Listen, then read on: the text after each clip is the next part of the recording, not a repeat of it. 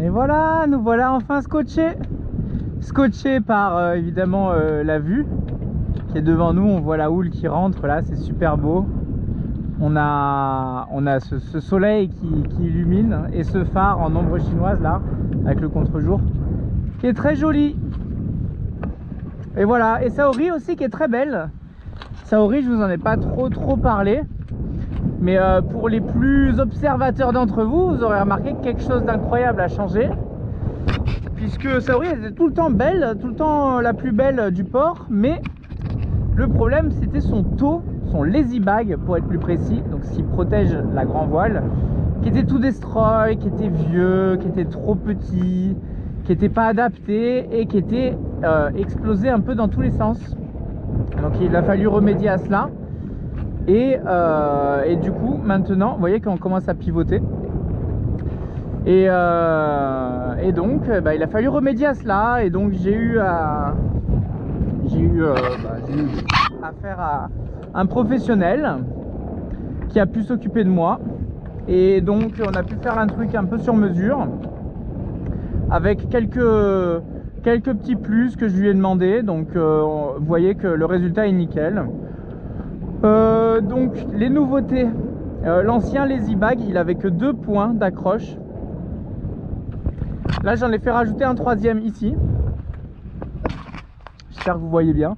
J'en ai fait rajouter un troisième ici pour que la latte comme ça soit bien maintenue tout le long, bien droite et tout. Là c'est un premier jet hein, donc il y a encore pour ça, c'est pour ça qu'il y a encore tout ça qui pendouille, parce qu'il y a des réglages à faire et que pour l'instant je vais pas couper les bouts à ras, alors que je sais pas si c'est encore bien en place. Mais en tout cas c'est ça l'idée. De toute façon il faudrait que ceux-là que je n'ai pas changé là, le lazy jack qui remonte dans le mât, je ne l'ai pas encore changé, il faudrait que je le rehausse, etc. Enfin bref, des petits réglages pour que ça soit encore mieux. Mais dans l'idée, vous voyez que maintenant mon lazy bag est enfin latté. Vous voyez qu'il y a une latte qui parcourt tout le long ici. Qu'en plus de ça, il est repris jusqu'à l'arrière, donc ça c'est une bonne chose. Qu'en plus de ça, j'ai demandé 3 petits trucs là, vous voyez, qui coulissent dans le rail. J'en ai mis 3 comme ça au moins, pour que ça soit encore plus solide et que ça se maintienne le plus en long, le long de la baume, parce que ça a souvent tendance à se casser, etc. Et moins il y en a, plus il y a de tension sur celui qui reste. Donc à 3, je me dis que la charge est mieux répartie. Je vérifie, on est toujours bon. Donc là, avec mes 3 petits coulisseaux, avant d'arriver bien sûr à la ralingue, les 3 petits coulisseaux répartissent la charge et c'est pas plus mal. En plus de ça, ici, il y a carrément, vous voyez, un velcro mâle femelle, deux petits scratchs de chaque côté du coulisseau, ce qui permet, je me souviens que moi avec mon ancien lazy bag avec au près, ça avait tendance à faire flap et être assez dérangeant, puisque tout le reste ne faisait aucun bruit, mais qu'on avait ce lazy bag qui flappait dans tous les sens, c'était désagréable.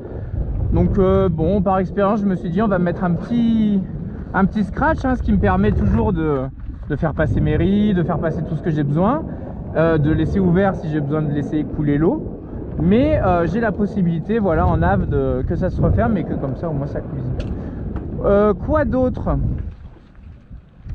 je vais m'accrocher, on va aller voir quoi d'autre.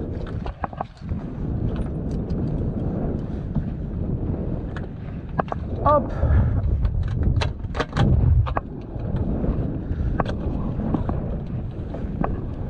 Quoi d'autre, pareil, j'en avais marre que la tétière, donc la tétière de ma voile c'est cette partie là, j'en avais marre qu'elle soit toujours comme ça à l'air libre, parce que l'eau rentrait, parce que ça fermait mal, ça fermait pas jusqu'en haut, etc. Donc ça finissait toujours comme ça, en gros, ça finissait souvent comme ça, sauf que ça prend le soleil et ça crame, et ça c'est quand même ce qui retient votre drisse de grand voile. Donc c'est quand même une partie qui est censé être protégé, solide, robuste et tout. Bon, c'est hyper renforcé comme vous le voyez, mais si en plus de ça on peut le protéger du soleil, c'est pas mal. Donc j'ai demandé, voilà, sur la forme, vous voyez que ici ça remonte bien très haut, assez ample, pour que je puisse bien ranger cela. Et par dessus j'ai demandé ce petit scratch là qui va venir se scratcher ici, tac, pour bien fermer. En plus de ça, pour bien maintenir l'étanchéité le long du mât à maximum, hein, pas parfaitement évidemment, mais au moins l'eau va pas s'infiltrer, risseler le long de la voile à l'intérieur et rester en suspens et rester à faire une flaque dans les voiles, quoi. Ce qui est pas conseillé. Donc voilà, je suis assez content. On aurait même pu faire un scratch qui fasse tout le tour comme ça pour vraiment bien maintenir le lazy bag. Attention, c'est pas pour maintenir les drisses. C'est pas pour maintenir les drisses le long du mât, c'est le pire truc à faire. Il faut toujours déclocher ces drisses, comme vous le voyez, à l'extérieur pour pas que ça claque. Parce que plus vous les maintenez serrées près du mât, celle-ci on est obligé, mais on parle des drisses qui remontent. Plus vous maintenez celle-ci près du mât, plus elles vont faire de bruit et claquer avec du vent. Voilà. Bah écoutez, voici pour le lazy. On va hisser tout ça. Je pense que c'est le moment de hisser la voile. Quoi d'autre? Non, voilà, je l'ai fait un petit peu plus grand pour qu'il y ait un peu plus de place, mais je suis content. C'était vraiment au niveau esthétisme, c'était vraiment le point noir du truc. On avait tout qui était magnifique sur ce bateau et le lazy était vraiment pas très joli, donc c'était pas fou. Voilà, bah écoutez, c'est le bon endroit, c'est le bon moment pour hisser les voiles, je pense. On va aller faire ça de suite. Alors, première chose à faire, on vérifie qu'il n'y ait pas de bout dans l'eau, qu'il n'y a rien qui traîne. Avant d'allumer le moteur, on voit rien de particulier. Non, ça c'est un pare-plate.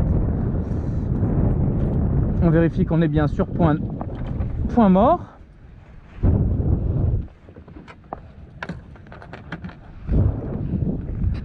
Vérifier autour de nous, voir par là où on va partir.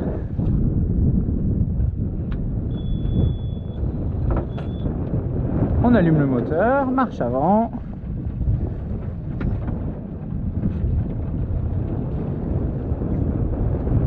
Et on va venir chercher le face au vent.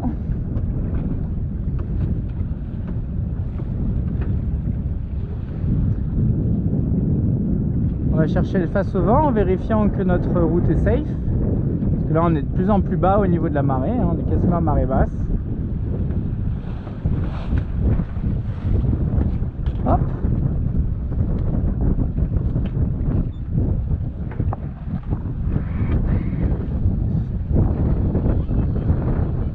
Et on a pile le temps. 10 mètres sur une sonde à 8 mètres 50. Ok.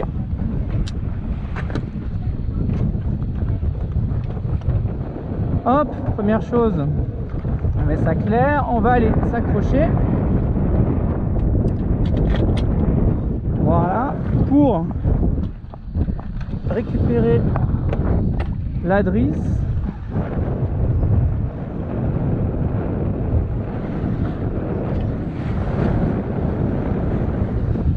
Je sais pas comment filmer, si je mets bas ou si je mets haut.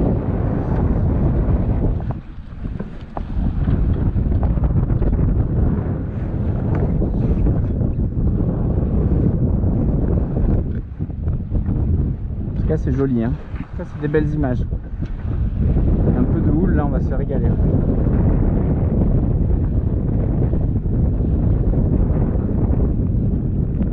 Hop, je récupère le mou histoire que ça traîne pas, que ça se prenne pas dans les n'importe quoi. On voit que le lazy bag est bien ouvert. Voilà qui est fait. On va récupérer ça.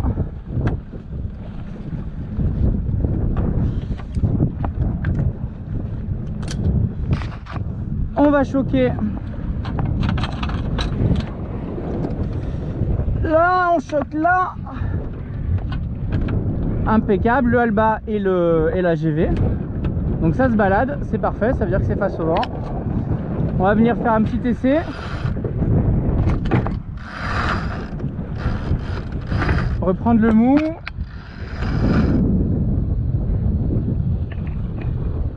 Ah, j'ai l'impression qu'on est bien face au vent là.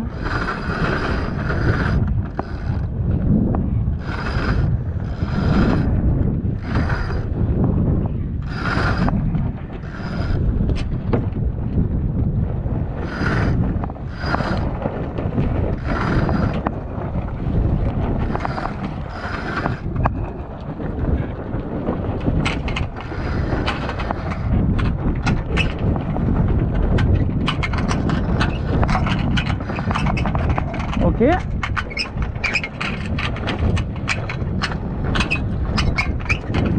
On ferme ça, on vérifie ce qu'on fait, on garde toujours en l'air, on voit qu'il manque pas grand chose.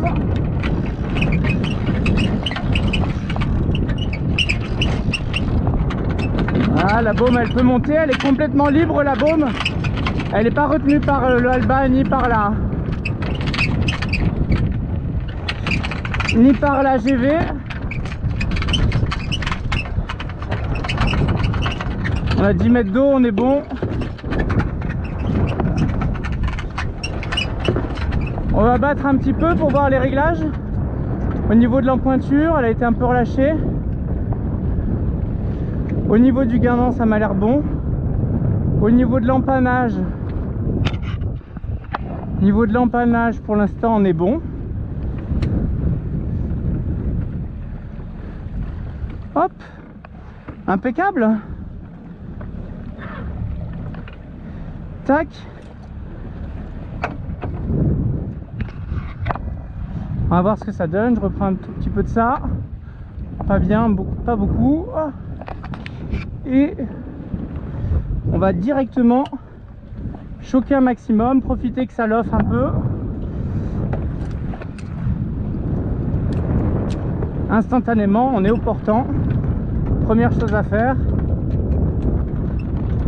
on vient s'accrocher parce qu'on va se pencher à l'extérieur du bateau. Première chose à faire, installer la retenue de baume. Hop, retenue de baume en place.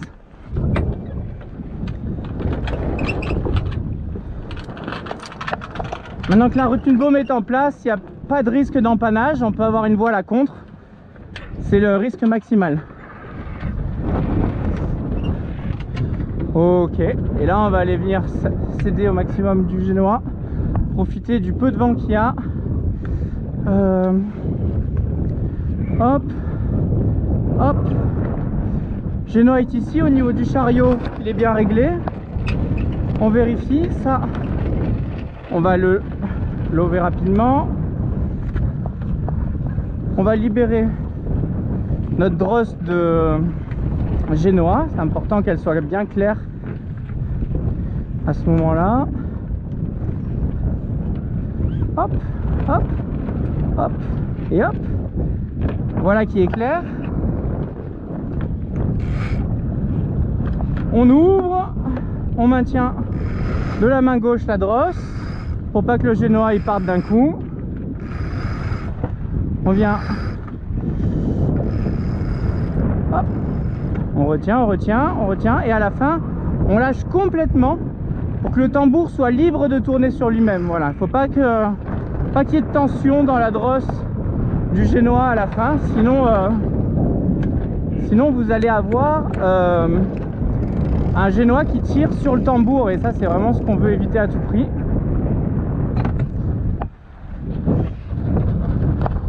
Ok, niveau cap, on est comment? Pas l'impression que ça soit dingue pour l'instant, mais on n'est pas au portant. On va se mettre au portant.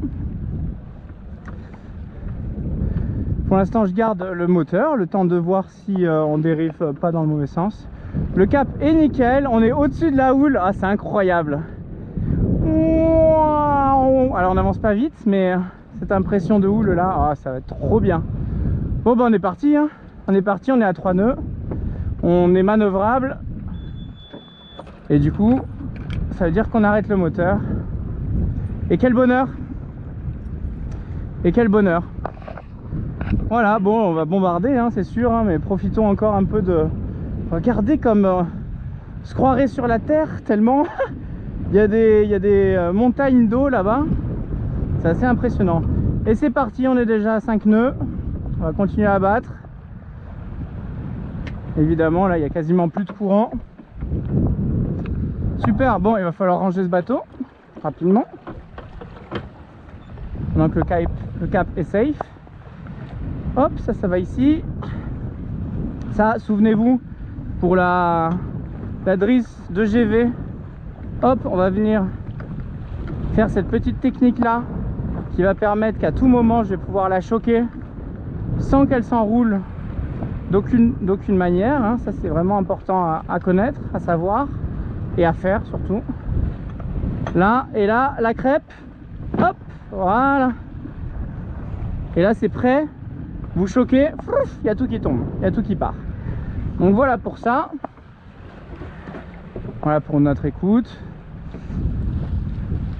Au niveau du cap, je vois qu'on est encore, on peut encore border le Génois, puisqu'on n'est pas encore tout à fait au portant, on est presque travers. Hop, il faut qu'on abatte de toute façon. Donc on va abattre à 10 mètres d'eau. Ah, c'est intéressant quand même la navigation ici. Très peu de balisage, il y a beaucoup d'alignement, donc c'est aussi très intéressant au niveau des exercices pour apprendre à naviguer de nuit dans les alignements, etc. Ah, quel bonheur! Superbe. Bon, on vise l'antenne rouge là-bas et on est très bien. Et pas plus haut que le château d'eau. Voilà, je me donne un petit cap de sécurité. Je vais le viser. Je vois que c'est 30 degrés. Donc si je vise le château d'eau, mon compas de route me dit 30 degrés. Je prends ma carte et je regarde que je regarde que 30 degrés c'est large, ça me fait passer parfaitement à l'extérieur de tous les problèmes. Donc il faut jamais que le nez du bateau il dépasse qu'est-ce qu'on a dit, le château d'eau, parce que sinon ça voudrait dire que je suis sous mon cap de sécurité. Attention au courant, parce que vous pouvez très bien viser quelque chose et pas vous y déplacer en ligne droite, mais au contraire complètement en crabe, et l'angle va changer. Donc il faut se référer au compas, aux angles, et non pas juste à ce qu'on vise avec le bateau. Voilà, c'est important. Bon bah écoutez, je voulais vous montrer un peu le lazy. Vous avez vu que bon, ça s'est hissé sans problème. Et puis pour l'affalage, en plus de ça, c'est pareil, ça va se... Vu qu'il y a de chaque côté les lattes, bah, ça va tomber dedans et tout. Je vous apprends rien, c'est ce qu'il y a de plus classique, mais ça fait au moins 4 ans que j'attends ça sur Saori. Donc du coup ça fait du bien que ça soit enfin le cas. Voilà, donc on va essayer de bien le peaufiner, bien le préserver, essayer de bien équilibrer et tout pour que ça soit parfait dans toutes les circonstances. Mais pour l'instant bah, j'en suis pleinement satisfait. Voilà. Bah écoutez, sur ce on va se faire un petit panorama. On a 10 mètres d'eau, petit panorama, regardez-moi ça. Ah, ça fait du bien, c'est une belle saison qui commence. Il va sûrement faire très chaud, mais bon, ça fait partie du jeu maintenant, désormais. Et oh là là, regardez là, cette montagne qui se déplace, c'est impressionnant, vraiment.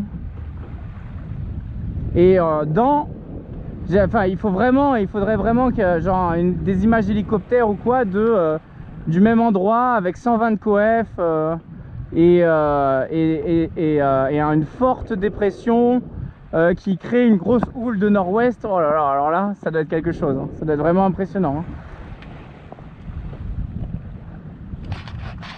Voilà, j'espère qu'au moins je vous ai donné quelques images de cet estuaire de la Gironde qui, ma foi, est fort grand. Fort sympathique par petit coef et fort dangereux par gros coef. Je pense que c'est vraiment ce qu'il faut retenir. C'est pareil pour tous les endroits délicats de passage en France et ailleurs. Le coefficient de marée va vraiment être important. Si vous voulez pas prendre de risques, bah vous partez en dessous de 50 de coef et vous avez aucun problème. Maintenant, et aucun problème si vous vous présentez au bon moment, à la bonne heure, etc. Donc maintenant par vives eaux, donc au-dessus de 70 de coef. Par vives eaux, au-dessus de 70 de coef, là par contre, ben, il faut soit un équipage aguerri et se présenter à la bonne heure, etc. Et c'est sûr que quand vous êtes dans 4 nœuds de courant, vous faites des records hallucinants, sans forcer. Et c'est très agréable, mais ça demande aussi beaucoup d'humilité, de ne pas jouer avec... Pas jouer avec ça, vous pouvez si vous savez ce que vous faites, quoi. Voilà, je vous embrasse et je vous dis à bientôt pour une prochaine vidéo. Admirez-moi ça, admirez-moi ce phare, j'espère que vous le voyez bien. Il est très joli. Très joli, c'est pas le plus beau je trouve, mais et personnellement, esthétiquement parlant, je préfère le phare du Créache et enfin ou Créac, je sais pas trop comment on dit, et donc qui se trouve à Ouessant et qui est le frère jumeau du phare de Chassiron, avec leur bande noire et blanche et leur petite nid de poule là-haut là, ce qui est très esthétique, qui fait beaucoup plus ce phare qu'on dessine quand on est enfant quoi. Celui-là est impressionnant, il est très haut, il est impressionnant, mais ouais, il a une forme particulière. Je suis content de l'avoir vu. Ça fait longtemps que je me posais la question un peu de à quoi il ressemblait, est-ce qu'un jour j'allais bien finir par le voir, parce que ça fait 5 ans que je suis à Oléron, qui est à une journée de nave, même pas, à une demi-journée de nave, et que je ne l'avais pas vu, alors que on était allé jusqu'à voir les phares de... Hop, on est pas mal, on va l'offrir un tout petit peu. Les phares d'Angleterre. Donc on est allé haut quand même, on en a vu un paquet hein. On en a vu un paquet des phares. Et ils ont tous un peu leur spécificité, ils ont tous un peu leur charme. Et celui-là, forcément, c'était un incontournable, il fallait qu'on le fasse, il fallait qu'on le voit. Voilà, maintenant c'est chose faite. On l'a respecté, on n'est pas allé trop près non plus. On est resté dans 10 mètres d'eau. On n'étant ni dans le chenal nord ni dans le chenal sud, on est dans un endroit où on n'est pas censé trop être. Donc, enfin quand je dis pas censé, il n'est pas conseillé d'être dans cette zone là. Donc voilà, c'est pour ça qu'on a préparé tout ça, et que là regardez, on se fait pousser par la houle au portant, c'est superbe, c'est superbe. On va finir les images, est-ce qu'on peut se permettre d'aller à l'avant? Le cap est parfait, peut-être encore 3 degrés, on va remettre les lacets.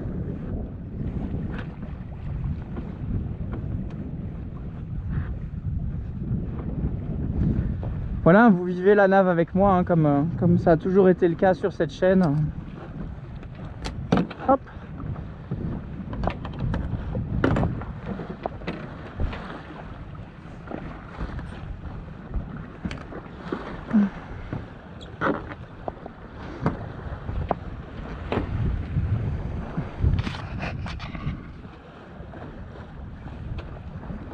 Voilà la princesse. Retenue de baume important hein, quand vous êtes au portant, ça vous permet de faire ce genre de choses là sans risquer un empannage.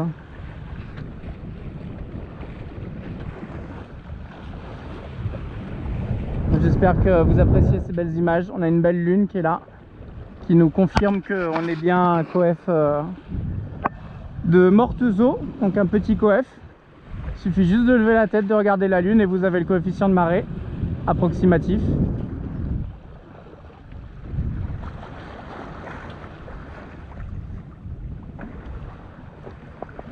Voilà, bah écoutez, on va se laisser sur ces belles images. Et par la suite, on verra, je vous ai un peu raconté les nouvelles de Saori, je vous ai un peu raconté d'où on vient. Et puis peut-être par la suite, on verra où on va et pourquoi faire. Hein. Je vous ai déjà parlé j'ai déjà évoqué le Ocean Master, peut-être qu'on aura l'occasion d'en reparler plus en détail. Voilà, je voulais vous montrer ces belles images du Cordouan à la voile. C'est important quand même qu'on puisse avoir ces belles images. Ça fait du bien. Voilà, je vous embrasse et je vous dis à tout à l'heure. Bye bye.